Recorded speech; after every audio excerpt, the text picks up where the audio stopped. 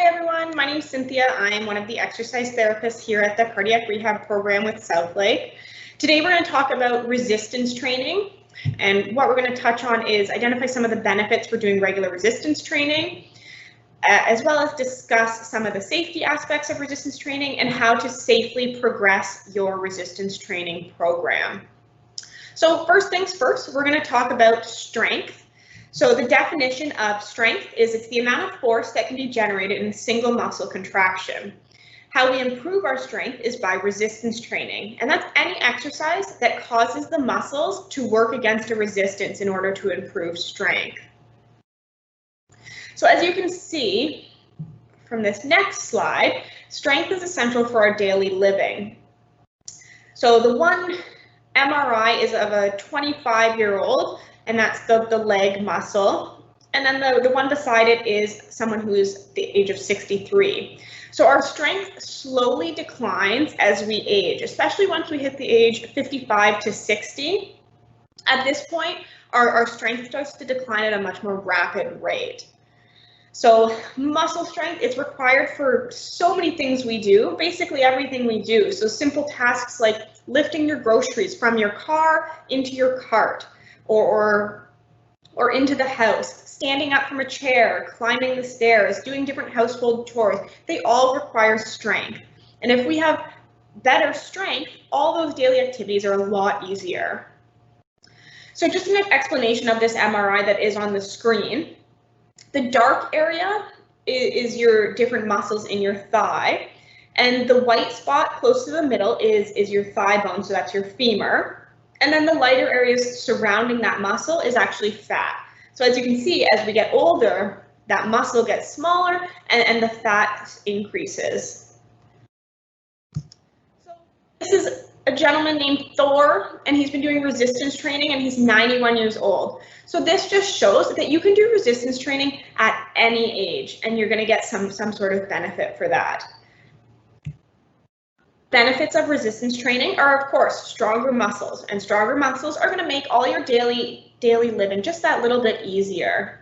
It also helps with healthy bones. So when you do resistance training, your muscles pull on your bones, which cause those bones to get stronger and decreases our chance of having any sort of breaks later in life, or even just any time. Having more muscle and stronger muscles helps improve your blood sugar control, helps improve your blood pressure, and it helps make you think better. So those are all really great benefits for doing that resistance training. That only takes really about 15 minutes to work all your major muscle groups.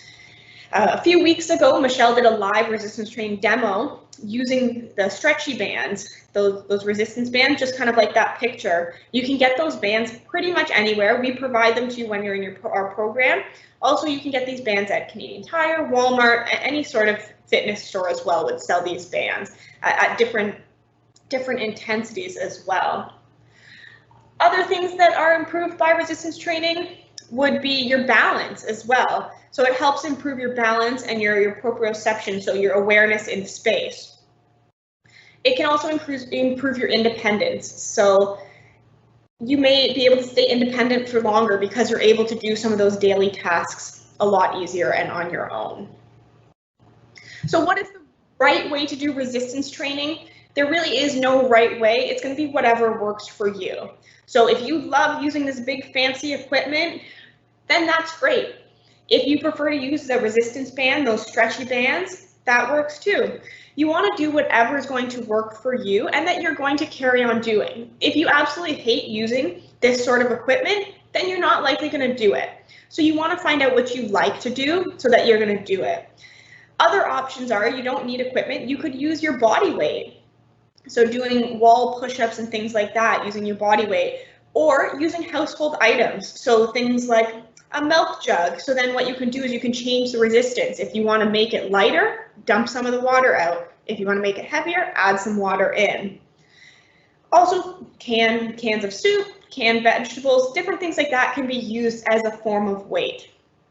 You can also use, of course, a weight machine, handheld weights, the resistance band, and also an aquafit class, or if you have your own pool. Doing exercises in a pool is also a form of resistance, because the water is pushing on you. So when you do motions in the water, that water provides a little bit of a resistance to work those muscles as well.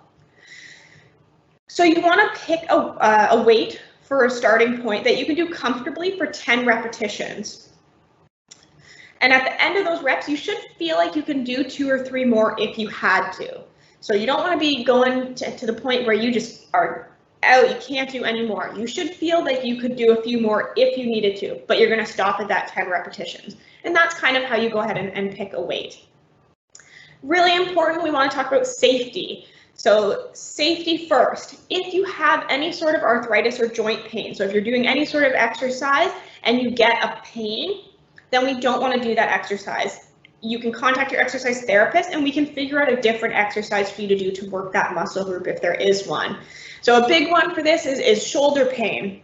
So when you do lifting your arm up to the side, some people get a lot of pain in their shoulder. So we would want to avoid doing that exercise. Also, before starting resistance training, you have to be at least 3 months since open heart surgery. Other reasons why you wouldn't want to do resistance training would be if you have eye complications due to diabetes, so that would be diabetic retinopathy. If you have a hernia, any hernia except a hiatus hernia or a hernia repair in the last 3 months, we want to avoid resistance training. If you have an abdominal or a brain aneurysm, again, we want to avoid doing that resistance training. Also, if you're doing any sort of exercise, whether it's resistance training or your cardio walking or exercise like that, we want to stop the exercise if we have any sort of dizziness, shortness of breath, chest pain, or any sort of unusual rhythm changes. So always keep in tune with your body and pay attention to how you're feeling. Don't just ignore any sort of symptom. We want to make sure that you're doing things safely. So if you experience any of these symptoms, you would want to consult your doctor, or if they're severe and persisting, then go to your nearest emergency room and get that checked out, because we want to get it checked out. We don't want to wait and things could possibly get worse. If you have any questions before starting resistance training, you can also contact your exercise therapist. So this kind of seems like a silly slide, but it's really important. We want to make sure we don't forget to breathe. Because what can happen is if we hold our breath and lift a really heavy weight, it's going to cause our blood pressure to spike, and we don't want that to happen. We want to exhale when the band or the weight is being lifted, and then inhale when you're relaxing. It's not a big deal to get that routine down, just as long as you keep breathing and do not hold your breath. Also very important to do a warm-up. Just like we do a warm-up for our walks, we want to make sure we do a warm-up for our resistance training. So a handy thing to do is do your walk, your bike ride, whatever it is you're doing first, and then go on and do your resistance training after. Another thing you can do is if you're just doing resistance training and you're not doing your walk, is you could go through the motions of the exercise without any weight. So if you're doing bicep curls, you can do them without the weight and just go through those motions. So again, really important to keep breathing and don't hold your breath while you're doing resistance training, because we don't want that blood pressure to spike. So it's all in the numbers. One important note is we want to make sure you wait 48 hours between resistance training sessions.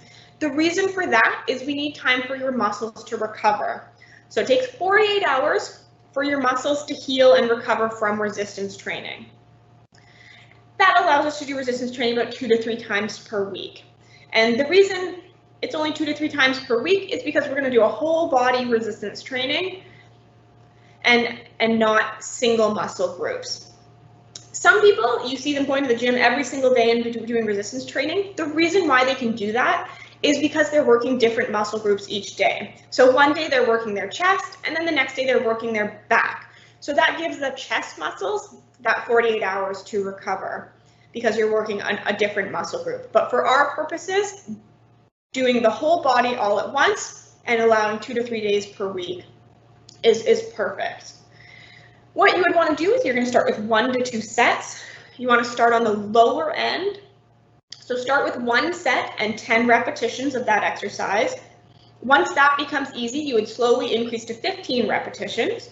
Once the 15 repetitions is easy, you would go back to 10 repetitions and increase to 2 sets, and then slowly increase that way. And then you would do about a total of about 8 to 10 exercises to cover that whole body.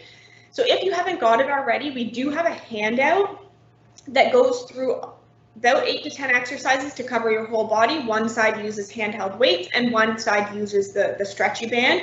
If you want a copy of that handout and you don't have it, you can email that cardiac rehab email. So it's cardiacrehab@southlakeregional.org, and we can send you a copy of it digitally.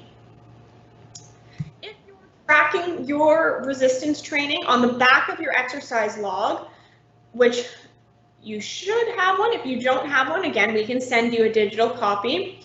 You can see the different exercises at the top, or you can change those exercises to be your own. There's only 3 spots, so you can only do it 3 days a week.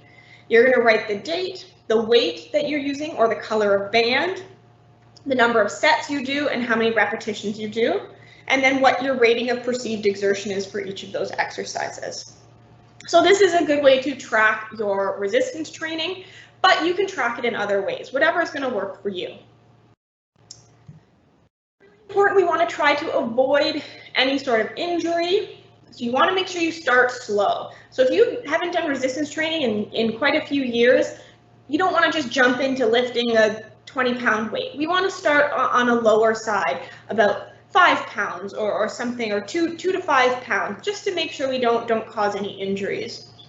Once that weight becomes easy for you, then that's when you would want to increase. So again, increasing gradually. If we're starting with a 5-pound weight, we don't want to jump to a 25-pound weight. We would go from a 5 to a 7 or a 10. So again, increasing gradually. And don't forget to warm up. I know I mentioned it before, but it is very important to make sure you do a proper warm up. So doing your walk and then your resistance training after, or again, going through those gentle light movements to get those muscles warmed up. So this slide here at the end is kind of just to see what you could become, but no, I'm just kidding. This is not really the resistance training we're going for. We're just looking to do a general health benefit and get those health benefits to keep us independent longer and to make everyday living easier. We're not aiming to get to the bodybuilding status. I don't know if it's very easy to get to that, and I don't know if it's all supernatural. So again, we're just sticking with to better our daily life and make everything just that little bit easier.